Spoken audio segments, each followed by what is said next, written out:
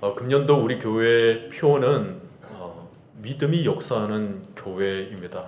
그래서 제가 신년 초부터 믿음에 대한 말씀을 계속 전하고 있는데, 우리의 모든 신앙의 출발이 되기도 하고 또 우리의 모든 신앙의 여정을 저 천국까지 인도해 내는 것이 바로 믿음이라는 것입니다. 믿음이 굉장히 중요하죠. 우리가 작년에는 본질로의 회복을 부르짖으며 우리의 모든 신앙의 기초를 다졌는데, 그 기초에서 가장 강력하게 다져져야 될 부분이 바로 우리의 믿음인 것입니다. 믿음이 있으면 모든 삶을 이루어내는 거예요. 믿음이 있으면 없어진 소망도 생겨나게 되고, 믿음이 있으면 죽어가는 영혼도 살려내게 되는 놀라운 은혜가 있는 것입니다. 오늘 여러분 삶 가운데 어려운 가운데 있으신 분이 있으십니까? 믿음을 가지게 되시기를 바랍니다. 여러분 삶 속에 절망을 느끼시는 분이 있으십니까? 오늘 이 시간 우리 하나님께서 믿음을 주셔서 새로운 소망을 얻게 되기를 간절히 축복드립니다.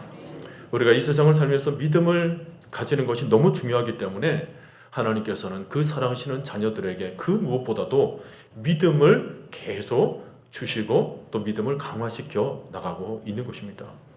그러면서 오늘 본문에서는 우리가 믿음을 하나님으로부터 받게 되는데, 그 믿음 안에는 또 다른 하나님의 중요한 선물이 있다는 것을 보여주고 있습니다. 믿음 자체도 선물이지만 이 믿음으로 우리가 얻게 되는 놀라운 선물이 덤으로 주어진다는 내용인데, 오늘 본문 말씀을 대략 정리를 해보면 한 3가지 정도로 발견할 수가 있습니다.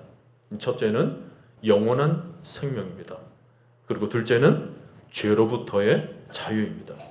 그리고 셋째는 하나님과의 관계에 있어서 기도의 담력을 얻게 된다는 것을 말씀하고 있습니다.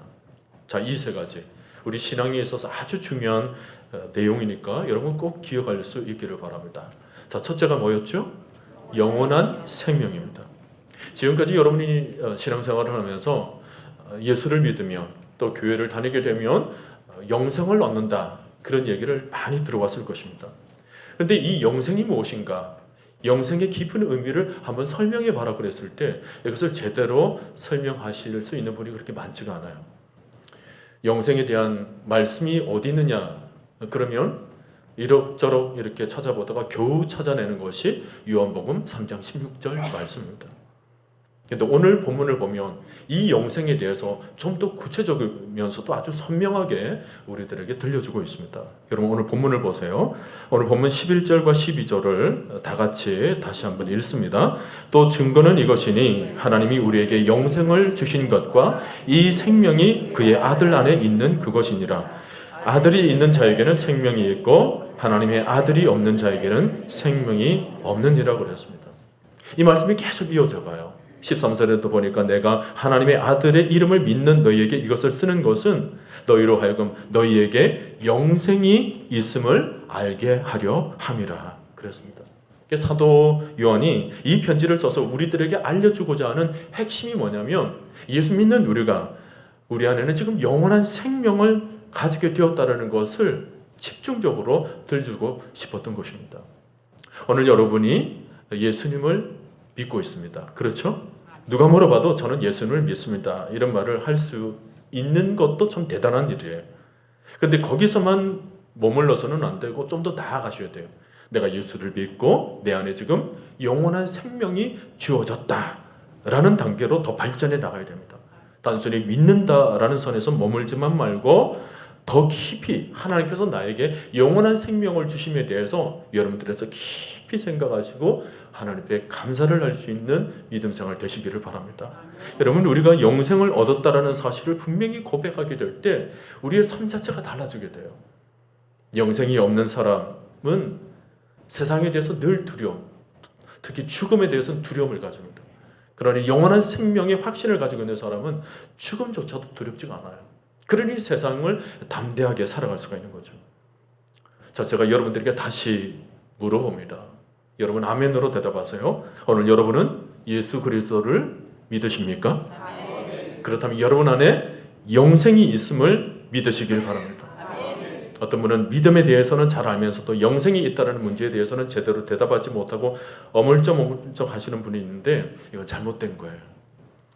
간혹 영생을 얘기를 할 때 이걸 육신적인 영생과 영적인 개념을 좀 혼동하시는 분들이 있는데 오늘 여러분들이 말씀의 의미를 잘 아실 필요가 있습니다.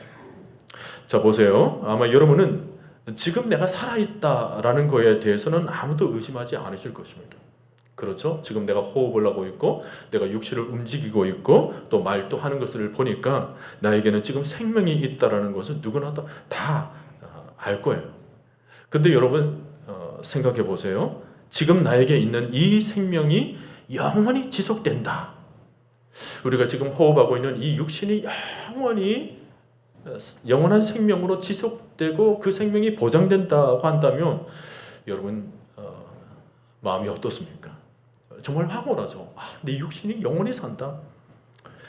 사실 우리가 영생을 많이 얘기하지만 이게 육신적으로 생각하니까 참 실감이 날 법한데 이게 육신적으로 잘 매치가 되지 않아요.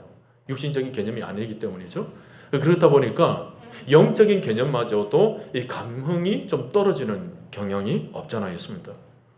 제가 여러분들에게 이 부분을 다시 설명을 좀 드리겠습니다. 이게 무디가 설명한 방식인데 여러분들에게 설명해 드릴 테니까 아멘 하실 분만 하십시오.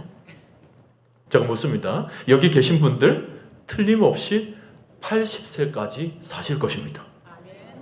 이미 사시고 계신 분들이 아멘이 그냥 나오죠. 제가 또 묻습니다. 여기 계신 분들 분명히 100세까지 사실 것입니다. 아멘이 조금 줄어들었습니다. 좀 더 나아가겠습니다. 여러분 분명히 120까지 살게 되실 것입니다. 그래서 아유가 나옵니다. 조금 더 나아가겠습니다. 여러분 150까지 살게 될 것입니다. 대답이 없어졌습니다. 여러분 200까지 살게 될 것입니다. 아멘이 없어요. 그럼 제가 마지막으로 묻습니다. 여러분은 영원히 살게 될 것입니다. 이상합니다. 분명히 150, 200에서는 여러분 대답을 안 하셨어요. 아멘 없었습니다. 근데 어떻게 영원히 살게 되는 거에 대해서는 대답을 하셨습니까? 이게 어떻게 된 일이죠? 이것은 바로 육신적인 개념과 영적인 개념을 분명히 구분하지 않으면 이게 대답도 좀 혼돈하게 되는 거죠. 여러분 헷갈려 하실 필요가 없습니다. 우리 육신은 분명히 제한된 시간을 살다가 갈 것입니다. 아무리 이 땅에 오래 살아봐야 100세, 120세를 넘긴다는 것이 쉽지가 않습니다.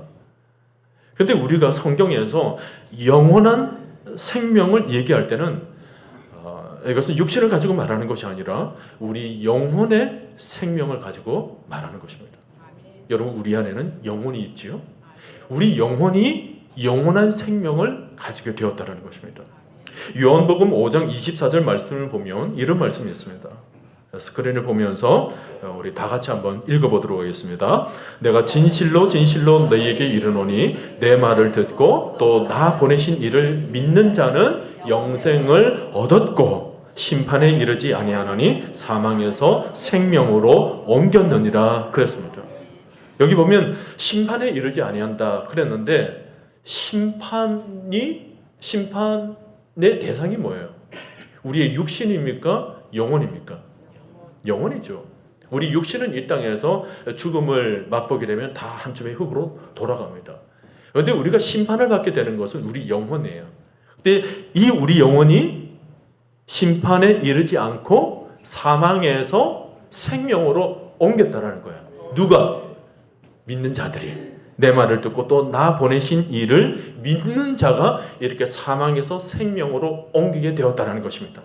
오늘 저와 여러분들이 믿음으로 우리의 영혼이 생명을 얻은 줄로 믿으시기를 바랍니다.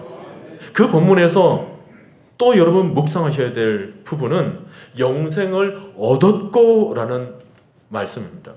헬라어 원문에서는 이것이 현재 완료형을 사용하고 있는데 어떤 의미냐면 예수 그리스도를 믿는 그 순간부터 영생이 나에게 주어졌다는 거예요.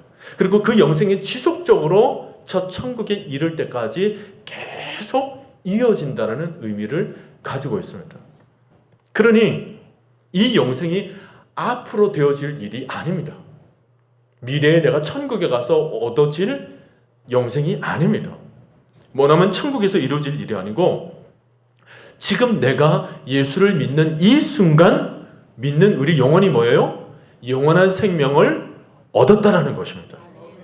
조금 전에 우리가 불렀던 찬송가 93장 4절을 보니까 예수는 나의 힘이요 내 소망 되시니 이 세상을 떠나갈 때 곧 영생 얻으리. 사실 문장만 보면 이게 신학적으로 조금 오류가 있는 부분이 있습니다.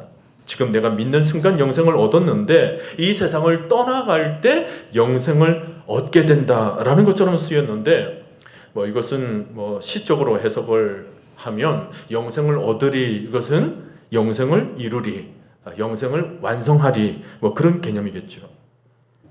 여기서 중요한 것은 뭐냐면 지금 내가 예수 없던 시절에 죽었던 내 영혼이 이제 예수 안에서 생명을 얻게 되었다는 것입니다. 여러분 지금 여러분들이 영혼을 바라보세요. 육신만 바라보지 말고 영혼이 지금 어떤 변화를 일으키는지를 여러분 영의 눈으로 좀 볼 수 있기를 바랍니다. 우리가 육신도 생명을 얻으면 그때부터 생명력이 왕성하면서 힘을 얻게 되지요. 마찬가지로 우리 영혼도 생명을 얻게 되면 영혼이 힘이 생겨나게 되는 거예요. 여러분 예수 안에 있는 생명은 쇠하지 않습니다. 시들질 않습니다. 이 생명은 소진되질 않아요. 내 안에 있는 영원한 영혼의 힘이 샘솟게 되는 것입니다. 우리 육신은 병들고 늙고 쇠하여지기가 쉽죠. 그런데 우리 영혼은 뭐예요? 누가 짓밟아도 다시 일어나게 돼요. 누가 멸시해도 다시 일어납니다. 영혼이 소진되질 않습니다. 조롱해도 없어지지가 않습니다. 여러분 들판에 잡초들이 어떻습니까? 밟아도 또 솟아나요. 죽은 듯 하다가도 다시 잎을 냅니다. 왜 그렇죠? 생명의 뿌리가 있기 때문에 그렇습니다. 추위가 왔다고 해서 다 쓰러져 있는 것이 아닙니다. 움츠리고 있다가 생명력을 봄이 되면 다시 꿈틀거리며 솟아나게 되는 거죠. 밟아도 안 죽어요. 뿌리에 생명이 있기 때문에. 여러분 우리 영혼에 있는 생명이라는 것이 바로 이와 같습니다. 요한복음 1장을 보면 우리 하나님이 생명이 되신다 말씀을 하시죠. 하나님이 생명이시니 하나님과 연결된 영혼에게 그 생명이 주어지게 된다는 거예요. 예를 들어서 여러분 여기 있는 화분의 꽃이 살았습니까? 죽었습니까? 대답이 애매해지게 되죠. 살았습니까? 죽었습니까? 정확하게 표현하면 살았으나 죽은 것입니다. 왜 죽은 것입니까? 뿌리가 없기 때문에 그래요. 겉으로 보기에는 아름답습니다. 제법 향기도 남아 있습니다. 근데 이 꽃은 점점 시간이 갈수록 시들고 말 것입니다. 생명의 뿌리가 없기 때문에 그래요. 여러분 지금 세상의 영혼들이 이와 같습니다. 겉으로는 화려합니다. 잘 사는 것 같아요. 그러나 실상은 죽은 것입니다. 그 영혼이 그래요. 하나님과 연결이 끊어졌기 때문에, 생명의 하나님과 연결이 끊어졌기 때문에 그 영혼은 죽은 채로 서서히 메말라 가고 있는 것입니다. 그런데 우리는 뭐예요? 우리도 예수 없던 시절에는 다 죽었던 영혼이었죠. 그러나 이제 예수의 생명에 우리가 접붙임되면서 우리에게 생명이 생겨나게 된 것입니다. 예수의 생명은 죽음조차 이기신 영원한 생명이기 때문에 지금 내 안에 그 영원한 생명이 흐르고 있는 거예요. 그것을 오늘 12절에서 뭐라고 말씀하세요? 아들이 있는 자에게는 생명이 있고 하나님의 아들이 없는 자에게는 생명이 없느니라고 그랬습니다.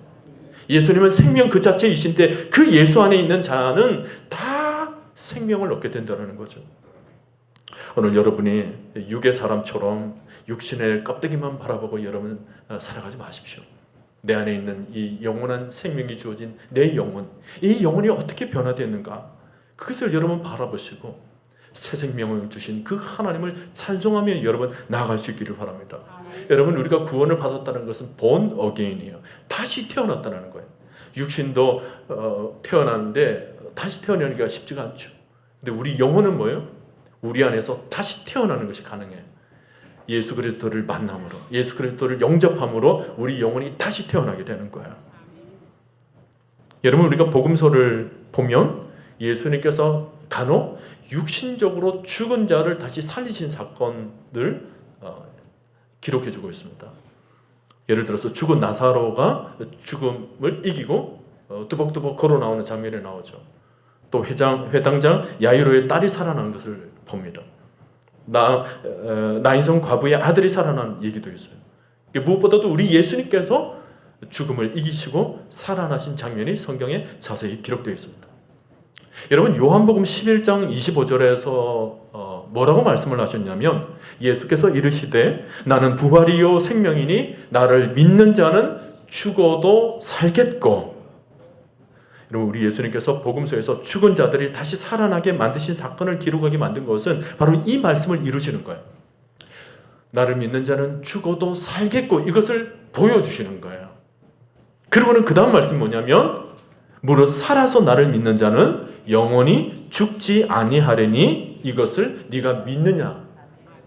여러분, 죽은 자가 다시 살아나는 것을 본다는 것이 쉽지가 않아요. 그것을 믿는다는 것이 쉽지가 않죠. 근데 주님께서 공생의 사역 동안 죽은 자가 살아나게 되는 것을 보여주시는 거예요. 믿기 어려운 일을 보여주신 것입니다. 그러고는 그 다음에는 그보다는 믿기 쉬운 말씀으로 우리에게 들려주시는 것이 뭐냐면, 무릇 나를 믿는 자는 죽어도 살겠고, 그 다음 말씀, 살아서 나를 믿는 자는 영원히 죽지 아니하리니 네가 믿느냐라는 거예요. 여러분, 그 말씀의 의미를 여러분 이해하시겠죠? 죽은 자가 살아난 것을 너희에게 보여주었으니 이제 상대적으로 쉬운 일이라고 할 수 있는, 지금 살아서 나를 믿는 너희들은 영원히 죽지 아니한다는 것을 믿도록 하라. 그런 말씀이에요. 오늘 여러분에게 영생이 주어졌음을 믿으시기를 바랍니다. 요한복음 10장 10절 말씀에서도 내가 온 것은 양으로 생명을 얻게 하고 더 풍성히 얻게 하려는 것이라. 여기 말하는 풍성히 얻게 하라는 것은 저 영원한 천국에서 펼쳐지게 되는 삶을 나타내는 것입니다. 요한은 유배지에서, 그 밤모섬에서 천국에서 펼쳐질 영원한 세계의 아름다움을 환상으로 보게 된 거예요. 그것은 새하늘과 새 땅이고 영원한 세계입니다. 햇빛보다 더 밝은 그곳에서 모든 것이 새롭고 12보석들이 찬란하게 펼쳐질 그곳에서는 다시는 아픔도 없고 사망도 없고 곡하는 것이나 어둠이 없는 그 밝은 그곳에서의 영원한 생명을 요한은 바라보며 요한계시록에서 그 내용을 기록한 것입니다. 근데 여러분, 그 천국의 삶이 지금 여러분의 영혼 가운데 이미 시작되었다라는 것입니다. 영생을 얻을 거예요. 영생이 있는 자는 물된 동산과 같습니다. 시편에 시냇가에 심겨진 나무와 같다고 그랬죠? 영생이 이미 주어졌기 때문에 천국과 같은 아름다운 삶, 그 황홀한 밝은 삶이 이미 우리에게 시작되었다는 거예요. 그래서 신자는, 영생 안에 있는 자는 항상 기뻐할 수가 있는 거예요. 물된 동산과 같이 시편에 기록된 그 복 있는 사람이 되는 것입니다. 우리 안에 있는 영원한 생명은 하나님과 연결됨으로 인하여서 곡하는 것이나 애통하는 것이 없어요. 하나님과 함께 더불어서 하늘의 평안을 누리며 영원한 샘물이 그 안에 흐르게 되는 것입니다. 기쁨의 샘물, 은혜의 샘물, 사랑의 샘물, 축복의 샘물, 영원히 만족해 만드는 그 하늘의 샘이 지금 우리 안에, 우리 영혼 안에 영원한 생명으로 흐르고 있는 줄 여러분 믿으시기를 바랍니다. 자, 믿음으로 인한 두 번째 선물은 죄로부터의 자유입니다. 여러분 16절부터 쭉 보면 그게 나오는데, 우선 여러분 16절을 다시 읽습니다.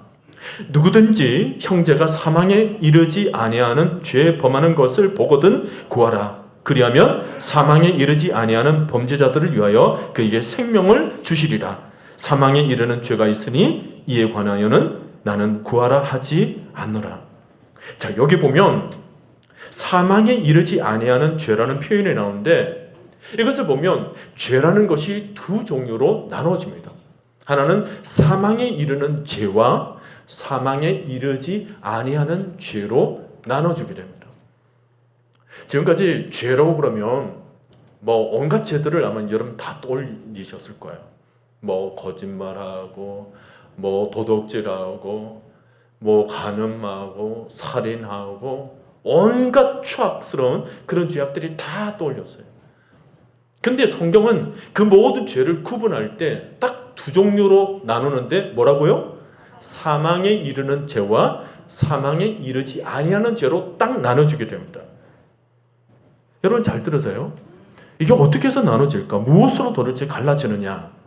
결론부터 말씀을 드리면 예수 안에서 범하는 죄냐, 예수 밖에서 범하는 죄냐, 그것으로 나눠집니다. 다르게 표현하면 믿음 안에서 범하는 죄냐, 믿음 밖에서 범하는 죄냐, 여기서 갈라지는 것입니다. 여러분 잘 들으세요. 제가 아주 중요한 얘기를 하겠습니다. 우리 인간은 원래 죄의 본성을 가지고 있어요. 그래서 모든 사람들이 다 죄를 범하는 그런 죄의 DNA를 가지고 있어요. 근데 그 죄의 경중은 사실 따질 수가 없어요.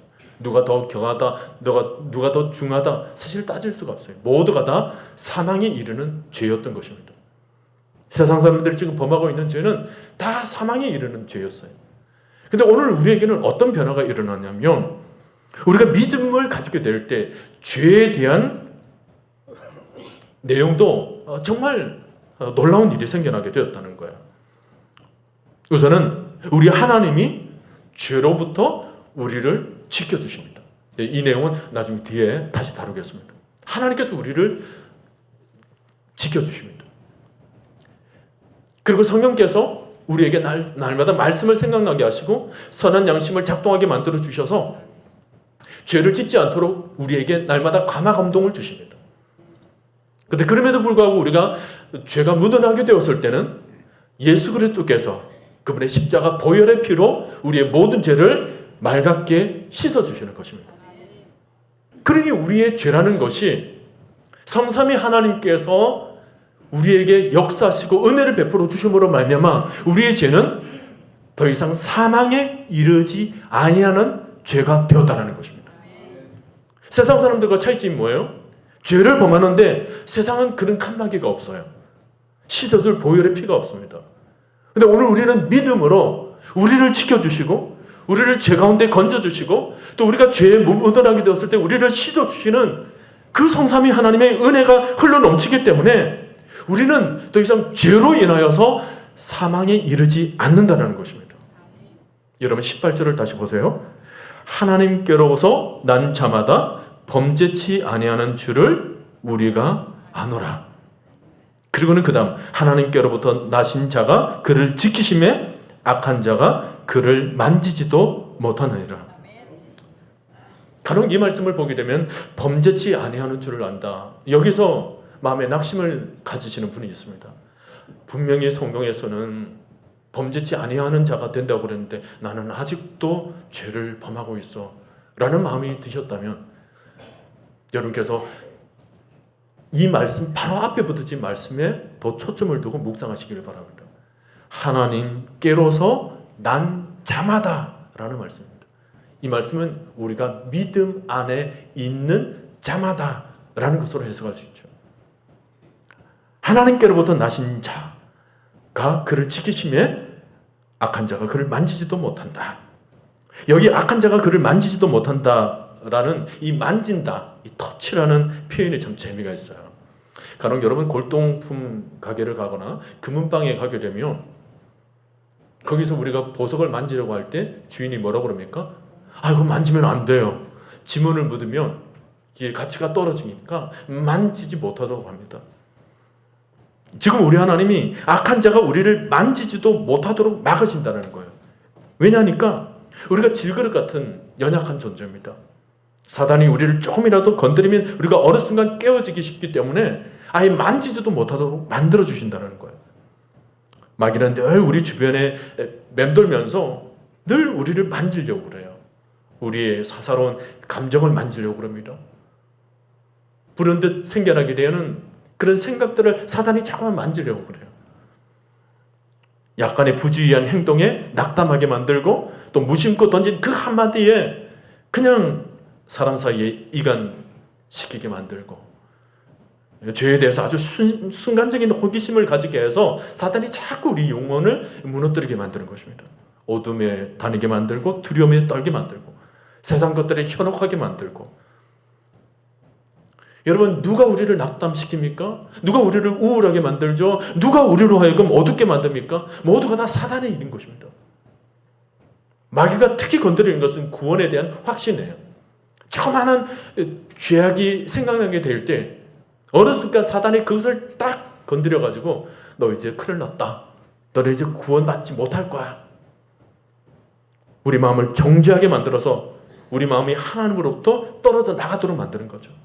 구원의 반열에서 자꾸 낙오하도록 만드는 거예요. 자, 이런 마귀에 대해서 우리 하나님께서 뭐예요? 악한 자가 우리를 만지지 못하도록 지켜주신다는 것입니다.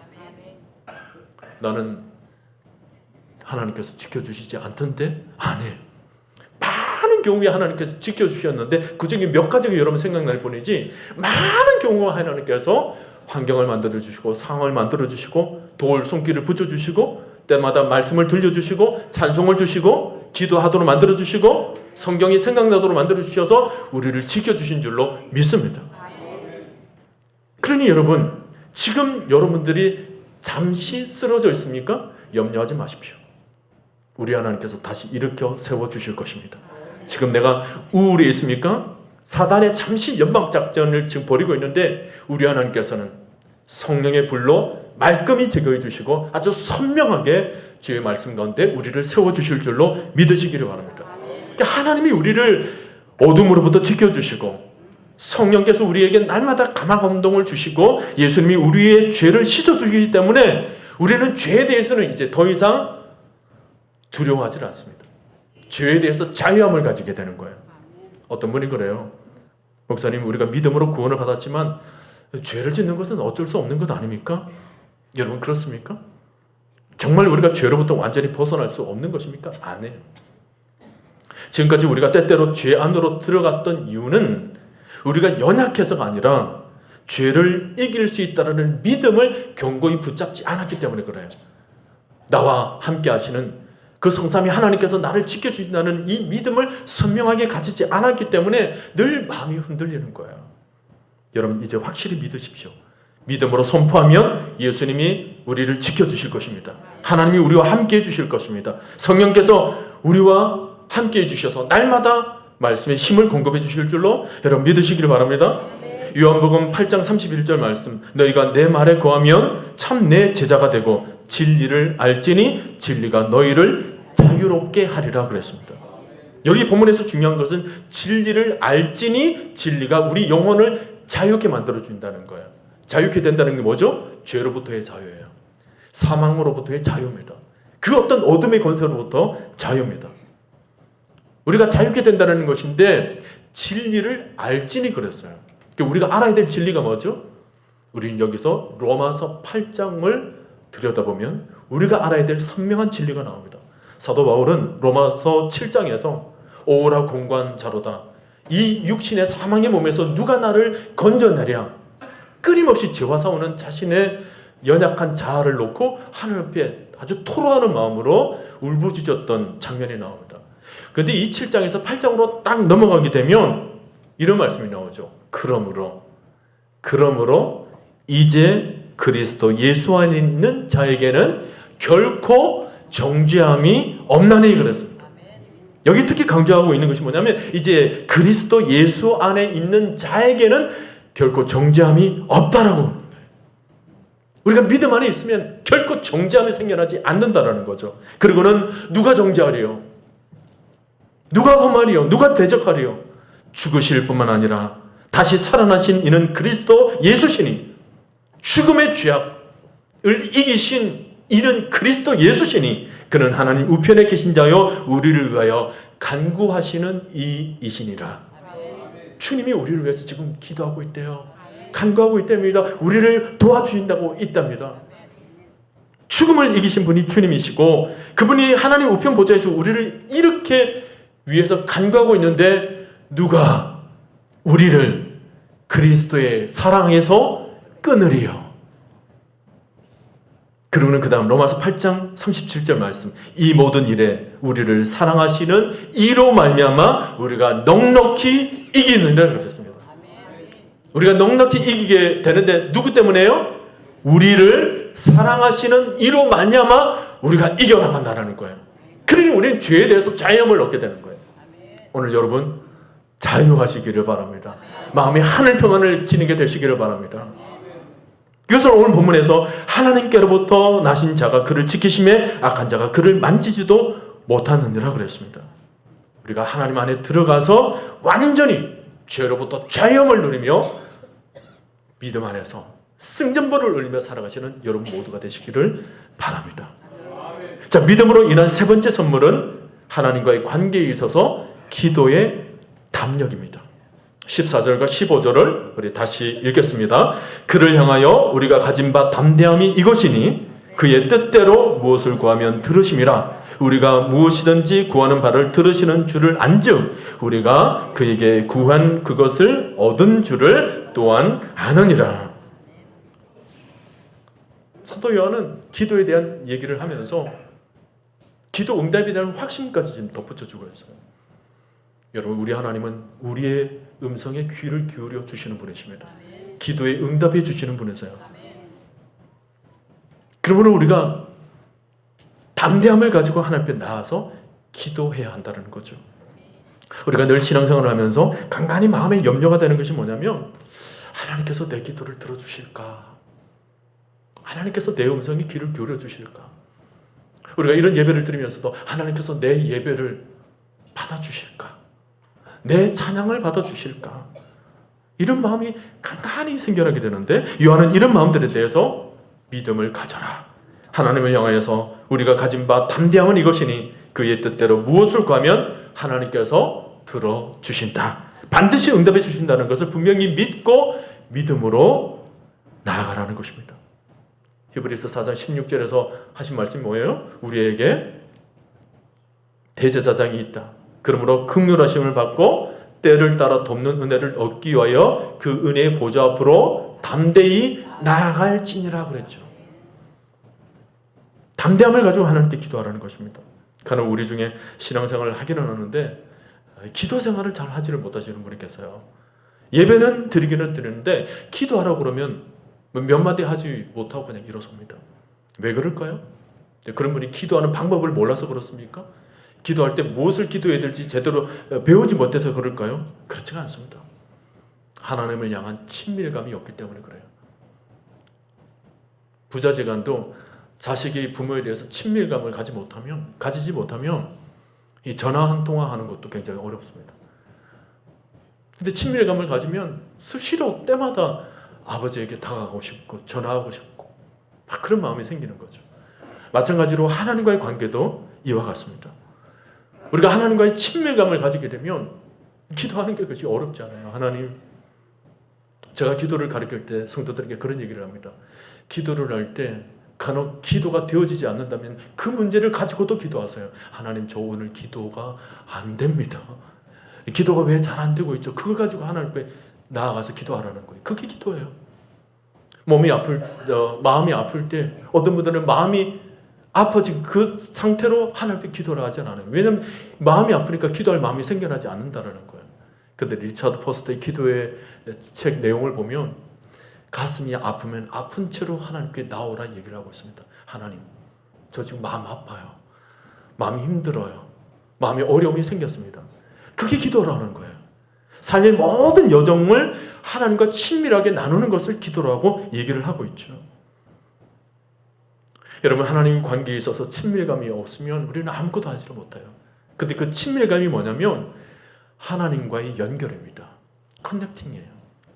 요거를 요한복음 15장 7절 말씀을 보면 너희가 내 안에 거하고 내 말이 너희 안에 거하면 무엇이든지 원하는 대로 구하라. 그리하면 이루리라. 역시 기도에 대한 얘기를 하시는데 이 말씀 바로 앞에 무슨 내용이 있었냐면 포도나무 가지 얘기가 나옵니다. 그러면서 1절부터 10절까지의 내용을 가만히 들여다보면 하나님과의 연결을 포도나무 가지에 빗대어서 얘기를 하죠. 이게 뭐냐면 우리가 믿음을 통하여서 하나님과 연결되어야 된다는 것을 의미하고 있어요. 믿음을 가지게 되면 그만큼 접속, 하나님과 연결이 일어나게 된다는 거예요. 그리고 이런 연결이 일어나게 되면 너희가 무엇이든지 구하라. 그리하면 하나님께서 이루시리라 말씀하고 있는 것입니다. 하늘에 풍성한 것들이 이 땅 가운데 공급하게 되는 놀라운 역사가 일어나게 되는 거예요. 오늘 여러분 하나님과 연결되시기를 바랍니다.